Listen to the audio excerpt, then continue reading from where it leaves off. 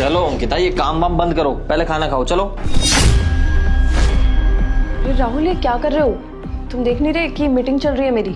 अरे मीटिंग तो यार बाद में भी हो सकती है। तुम कमा किस लिए रही हो और मीटिंग किस लिए करती हो? तुम खाने के लिए ही ना। पहले खाना खाओ, बाद में मीटिंग कर लेना।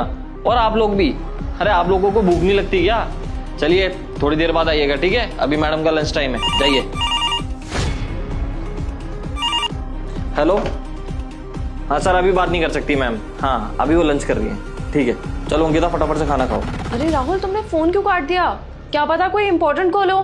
अरे अंकिता, खाने से इंपॉर्टेंट थोड़ी ना हो सकता है कुछ। पहले पेट पूजा फिर काम दूजा। पहले खाना खाओ, उसके बाद ही कुछ करना तुम। चलो खाना खाओ। और भाई साहब, आप लोग भी क्या बैठे हुए अभी तक? अरे बाद में आ जाना, आधे घंटे बाद। आपको दिखाई नहीं दे रहा आपकी मैडम लंच कर रही है? चले जाइए ऐसे। अबे तू कौड़ी के नौकर, तेरी हिम्मत कैसे हुई मैडम के कैबिन में घुसने की? तेरी इतनी औकात हो गई क्या कि खाना लेके सीधा ऑफिस में घुसना चला आएगा तू? वो सर, मैडम के लिए लंच लेकर आया था मैं तो। अबे खाना लेकर आया था तो नीचे गार्ड को दे देता। ऊपर आने की जरूरत क्या थी? और ऊपर आया तो नॉक नहीं कर सकता था? मैं भी किससे बोल रहा हूँ? अरे तुम जैसे गवारों को पता भी क्या होगा कि नॉक करके आता है किसी ऑफिस में? तेरे को पता है कितनी इंपॉर्टेंट मीटिंग चल रही थी, तू सीधा मुंह उठाकर कैबिन के अंदर आ गया। सॉरी, माफ कर दीजिए आप लोग। मुझे पता नहीं था कि आप लोगों की इतनी इम्पोर्टेंट मीटिंग चल रही होगी। मुझे लगा कि मैडम भूखी हैं सुबह से, तो उनको खाना दे दूं। अगर मुझे पता होता तो मैं सिक्योरिटी वाले को ही दे देता नीचे। अबे टिफिन देने आया था ना, तो दे दिया तूने टिफिन। निकल यहाँ से, मीटिंग चल रही है हमारी। जतिन, तुम्हें ज्यादा नहीं बोल रहे हो? तुम्हें पता भी है कि ये कौन है? मैडम को हाथ। सलोनी, तुम पागल तो नहीं हो?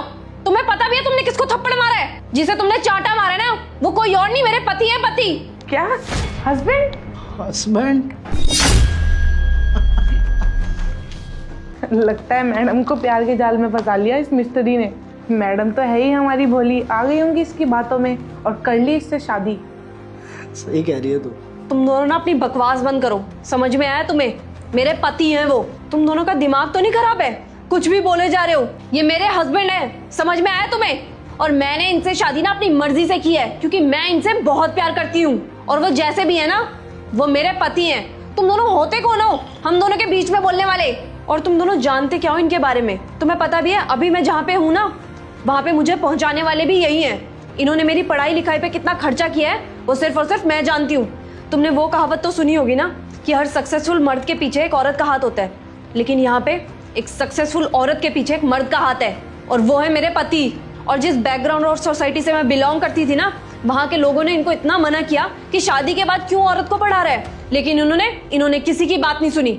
और जो मेरा सपना था वो सपना पूरा करवाया।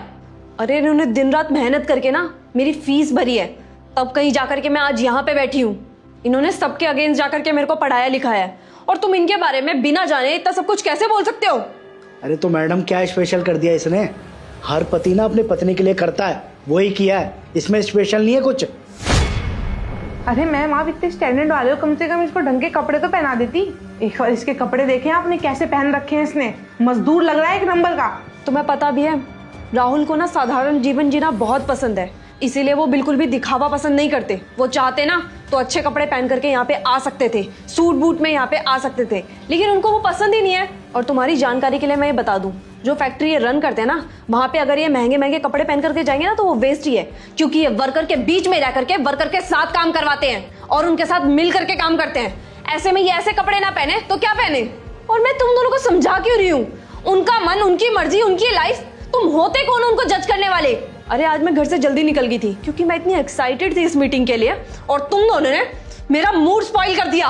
अरे मैं चाहूँ ना तो इनको जिंदगी भर बिठा करके खिला सकती हूँ, लेकिन ये इतने खुददार हैं कि जहाँ पे ये काम करते हैं ना, उस फैक्ट्री को छोड़ना नहीं चाहते, क्योंकि ये खुद कहते हैं मेरे को कि जिस फैक्ट्री से मैंने तुम्हें पढ़ाया लिखाया, आज इस काबिल बनाया कि तुम अपने पैरों में खड़ी हो, मैं उसको ऐसे कैसे छोड़ सकता हूँ। इसलिए आज भी वही काम करते हैं, क्योंकि ये उस फैक्ट्री के लिए बहुत लॉयल हैं। तुम दोनों को इनके बारे में नहीं पता था ना, इसीलिए बहुत आराम से बात कर रही हूँ तुमसे।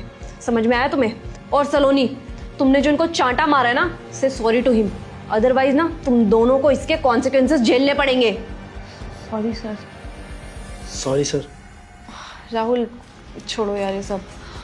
और क्या लेके आए हो आज खाने में? पुलाव और पनीर की सब्जी है। अरे वाह, ये तो मेरा फेवरेट है। आओ चलो बैठ के खाते हैं फिर। अरे नहीं नहीं, आप लोग साथ में बैठ के खा लीजिए, हम बाहर वेट कर लेते हैं आपका। अब तो मीटिंग खाने के बाद ही होगी। एक सेकेंड। हाँ रामू, मेरे कैबिन में ना एक एक्स्ट्रा चेयर भिजवा देना।